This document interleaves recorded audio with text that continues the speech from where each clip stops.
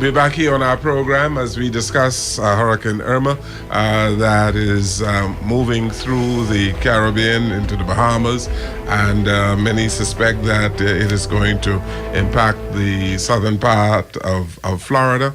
It is a monster storm that is impacting our country, and there have been many people who have been evacuated from the southern Bahamas, and we are pleased to have on our program Jeffrey Simmons. And Mr. Simmons, do we really, I'm sure that a whole lot of people are taking this particular storm quite seriously. Oh yes, yeah. And it's because of modern communication, eh?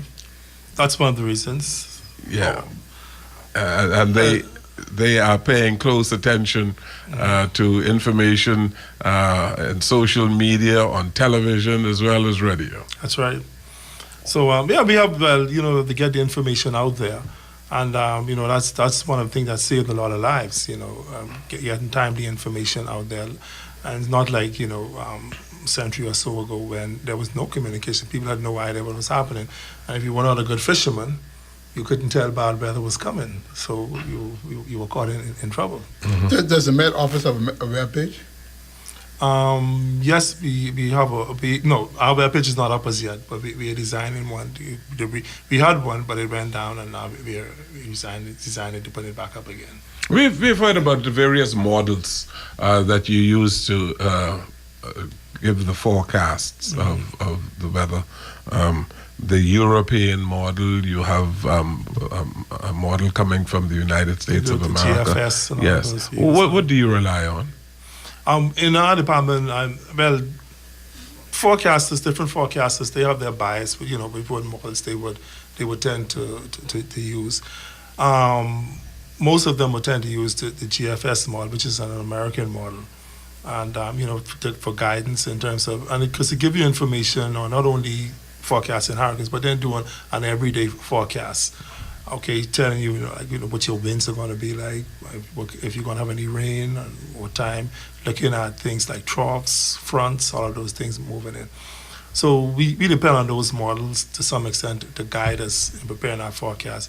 Forecasters generally, all forecasters, I would say, would use more than one model, but then they have their favorite, and you would you look and see what the models are saying, and then being a local person, what your weather is, what your climate is like, to expect your experience, you put out your experience and everything over the years, and then you tweak it a bit and you come up with a forecast. The foreign stations or the foreign offices, meteorology offices, they rely on information coming from you people in the Bahamas as well. Of course, right? Yeah, we do hourly observations that we share, with them. That all of the observations that are done are the information that are fed into the computer models, and then they do a run, to come up with a forecast.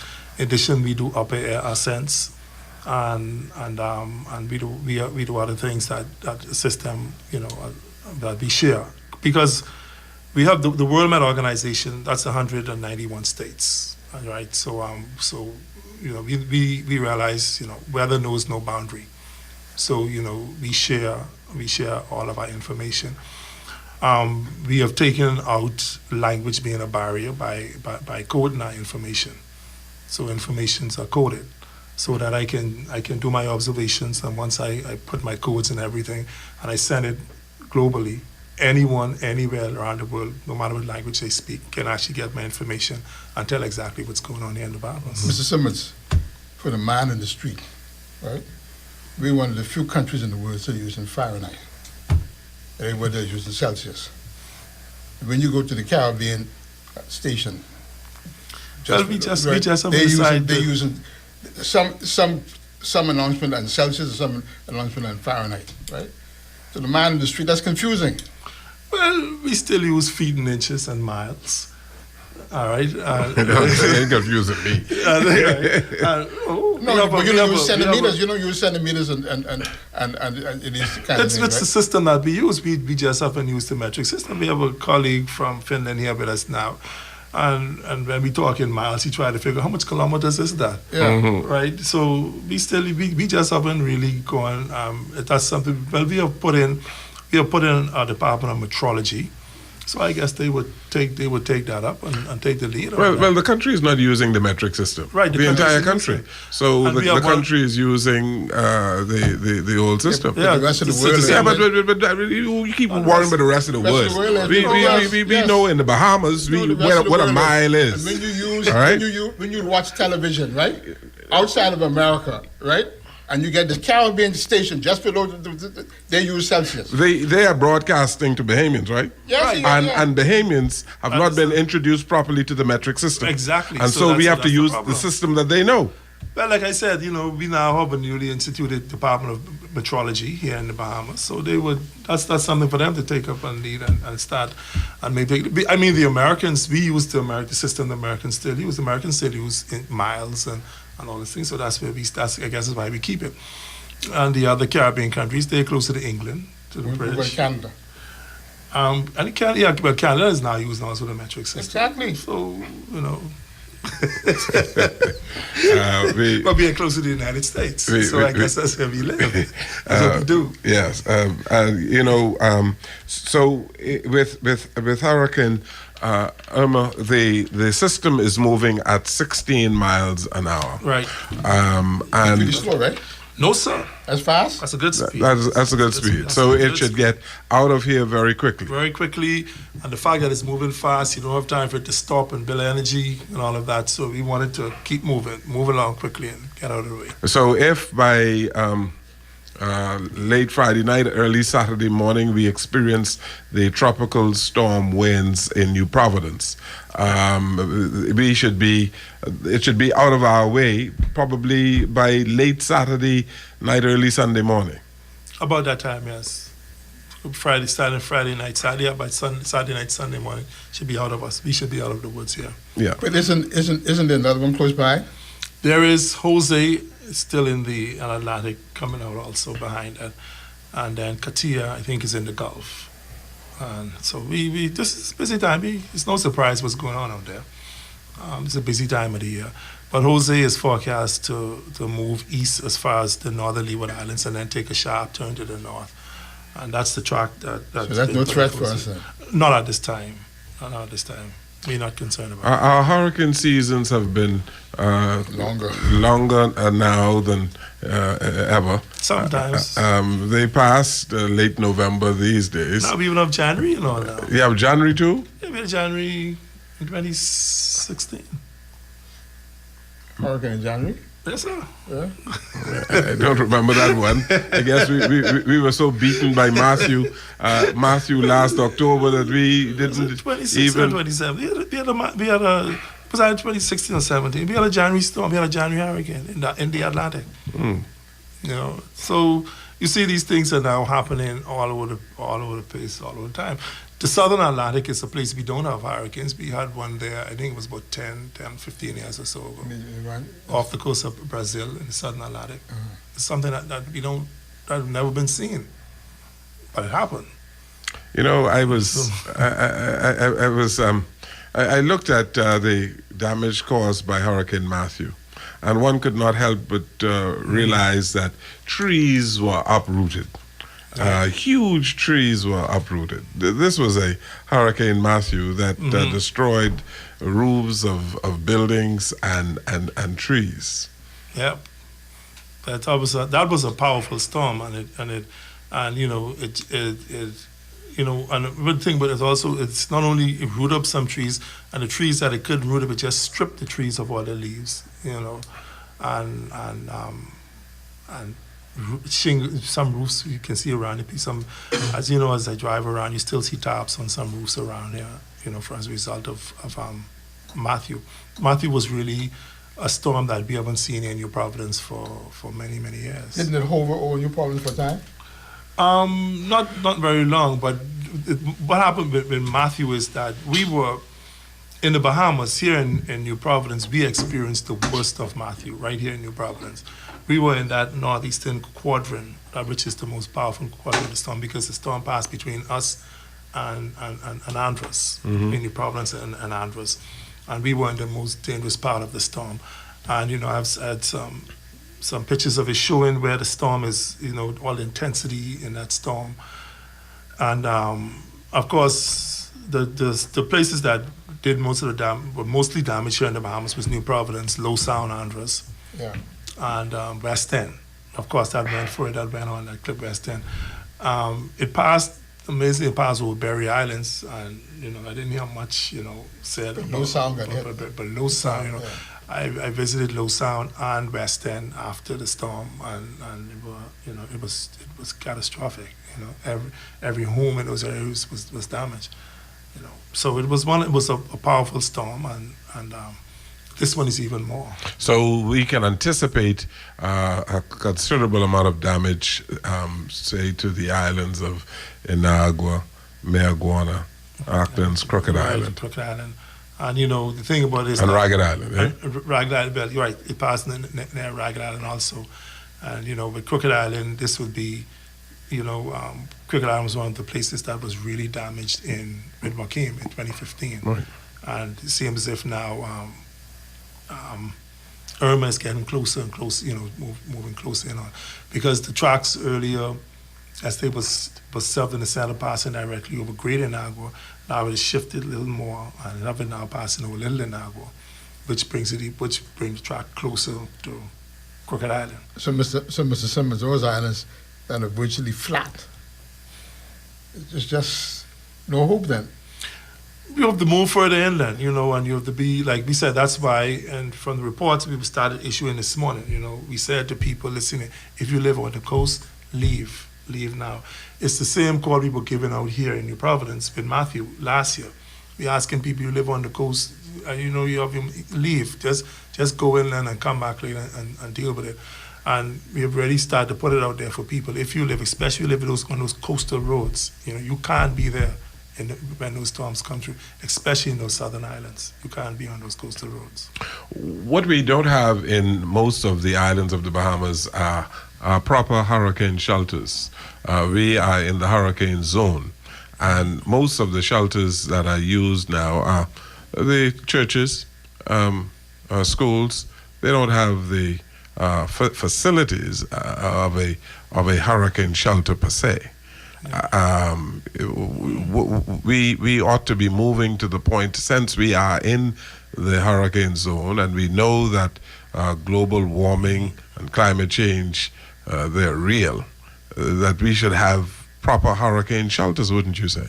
Yeah, we definitely, hurricane shelters is something, proper hurricane shelters is something we definitely need. That's something that NEMA deals with, but, I would like to think that, if you're going to choose a building to be a hurricane shelter, you want to ensure that it is properly built. It's built to code, because we have a very good building code here in the Bahamas, and you want to also make sure that you don't build it in a low-lying area. You want it where we don't have much hills to talk about, but at least you put a rise on it so you don't worry about the flooding and all of that, and and build the things and build the buildings to code. Mm-hmm. And that is that's shelters is something that I don't need. That's a part of the NEMA activities. We in the Department of Meteorology, we tend to try to focus on forecasting the track of the hurricane, and that keeps us busy enough. So since NEMA came along, it took a lot of burden off us as to assist with these kind of. It's interesting that you are able to forecast for weeks out, that you would have an idea, for instance, of what Jose is going to do in the next week or so. And you've been telling the public what Irma, the track of Irma, for the last several days. Right. So these computer models, they're getting better. They're getting better and better, but because they rely on information that it's just a computer model. It's just a computer thing, and it's a computer program, and it relies on information that is fed into it. And like us, the more information you have, the better decision you can make. How the computers can anticipate that this thing is going to turn to the east or is going to slightly turn to the west? Well, the way the modeling is done, like it's like I said, it's something we put runs, we call like we say a 1200 run, as we put all we get observations from all around the region around for a certain time periods, and we see how things are really trending. So really, all you do is you have an idea. We have an idea of how the atmosphere behaves. Mm-hmm. Okay, we're very good. Meteorology basically is a lot of people pen it to geography. No, meteorology is mathematics of the atmosphere. If your mathematics are not strong, you wouldn't survive. Mathematics of the atmosphere. That's what it is. All right. So we can calculate what we started with one of our, I shouldn't get too technical, but we started with one of our basic things, the equation of motion. Okay, how things move, and we know things. We know that we live in a three-dimensional world. Okay, so you have to start doing your integrating things in terms of three dimension, how they move, and so you have an idea of how things work, and we just progress things. And we have the wind flow. You know that the wind would flow from one direction to the next, and how it goes. Difference in temperatures and all those things make a big difference. How dependent are you all on the Hurricane Center for information and analysis? The Hurricane Center is the World Met Organization. We have regions. We set up into regions around the world. Our region, the region at the Bahamas, we are region 4, which includes North America, that's Canada and the United States, Central America, and the entire Caribbean. So we are region 4, and for each area we also have hurricane centers set up around the world. Hurricanes only happen here in the Atlantic, also happens in the Pacific and in the ocean.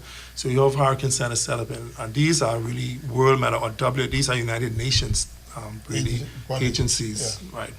And of course, the American government hosts them and all of that. But it's a UN thing, and their responsibility is to assist with hurricane forecasting in this region for the Atlantic Basin and the Caribbean Sea. That's the National Hurricane Center in Miami. You have one for the Pacific. You have one in Australia for the Indian Ocean and places like that. And their job really is to assist us in terms of forecasting. They run most of the big models are really run there, and they share the information with us. Every region or every state in the region, we have some sort of independence in terms like right now we have a hurricane warning out for 5 o'clock. We should have a hurricane warning out for the Northwest and Central Bahamas. That decision is made by us, the local meteorologists here in the Bahamas. The National Hurricane Center can't decide arbitrarily to put in something here. It's a similar thing what happened with Joaquin, because we got into it with them. We had major disagreement with Joaquin with the National Hurricane Center, and but we had to let them hold on. These are our people. We're looking for. They didn't want to put up anything. And these are our people. We have to look out for these people. We're responsible. When anything go wrong, we have to look in these people's face, not you guys. Yeah. All right? So we told them, listen, we want to put this in, and that's it. Now they have to go along. They may not agree with us, but it's our choice. It's your call. It's our call. The National Hurricane Center assists us with, like I say, in issuing with the forecast and all the things like that. And then as a perk, we have where the United States, I think Air Force, they have the reconnaissance aircraft that they can actually fly into the storm and really get good information on what's going on in the storm. We knew what was going on with Irma while Irma was all the way in the mid-Atlantic, because reconnaissance were actually going out there and doing their flies and doing observations and coming back. And we share information. I find that absolutely amazing that you have these reconnaissance flights going through these powerful hurricanes. Yeah, it's absolutely amazing. You should take a trip like that one of these days. It is something I would like to do before my career is over. Yes. Some people think I'm crazy, but... Jeffrey Simmons, Senior Deputy Director, our guest on the program, and schools throughout the Bahamas are closed this Wednesday at 3 p.m., and they are going to remain closed until after the passage of the hurricane. The Ministry of Education is going to announce when public schools are going to reopen. And if you are living in low-lying areas in the Bahamas, you are asked to go to higher ground. And if you think you ought to evacuate from where you are, then of course you should do so. So we take this break and we'll come back.